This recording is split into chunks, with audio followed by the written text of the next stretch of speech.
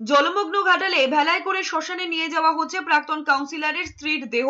মৃত্যুর পরেও পশ্চিম মেদিনীপুরের ঘাটালের জলবন্দী অবস্থার সাক্ষী রয়েছে এক মর্মান্তিক ছবি। জানা গিয়েছে, ঘাটাল পুরসভার ৯ নম্বর ওয়ার্ডে দীর্ঘদিনের কাউন্সিলর ছিলেন কানাইলাল চৌধুরী।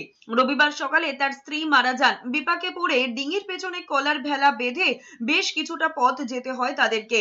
গ্রামের এক প্রান্তে রয়েছে শ্মশান, মাঝখানে শুধুই জল আর জল, রাস্তাঘাট সব ডুবে। ফলত দেহ নিয়ে যাওয়ার একমাত্র উপায় ছিল ভেলা। আত্মীয় স্বজনেরা সেই পথেই শ্মশানের উদ্দেশ্যে রওনা দেন। সোশ্যাল মিডিয়ায় ভাইরাল হয় সেই করুণ দৃশ্য, আর সেই ছবি ঘিরেই শুরু হয়েছে রাজনৈতিক চাপানুতর। তৃণমূলকে কটাক্ষ করেছে বিজেপি। পাল্টা তৃণমূলের দাবি, এই নিয়ে অহেতুক বিরোধিতা করছে বিজেপি। জল জমে থাকলে কলার ভেলায় দেহ নিয়ে যাওয়াই স্বাভাবিক। জল যন্ত্রণার মধ্যে এই করুণ ছবিকে ইস্যু করে রাজ্যের শাসক দলকে আক্রমণ করেছেন বিজেপি বিধায়ক শীতল কপাট। তিনি বলেছেন, ইলেকট্রিক চুল্লি তৈরির কাজ আজও পূর্ণ হলো না। ঘাটাল পুরসভায় কিসের উন্নয়ন হয়েছে? চেয়ারম্যান কি করেছেন? মাস্টার প্ল্যানের নাম করে কোটি কোটি টাকা লুট হচ্ছে।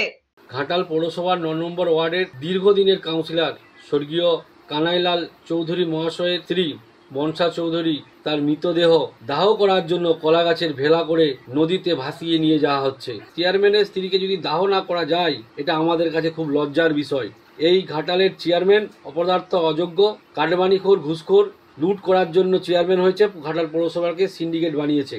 কিন্তু কেন দেহ কলার ভেলায় ভাসিয়ে শ্মশানে নিয়ে যাওয়া হলো তা নিয়ে যুক্তি খাড়া করেছে ঘাটাল সাংগঠনিক জেলার সভাপতি অজিত মাইতি। তিনি বলেছেন, আত্মীয়রা নৌকা করে নিয়ে গিয়েছেন, সেখানে স্বাভাবিক রীতি অনুযায়ী এবং রেওয়াজ অনুযায়ী কলার ভেলাতে করে দেহ ভাসিয়ে নিয়ে যাওয়া হয়েছে।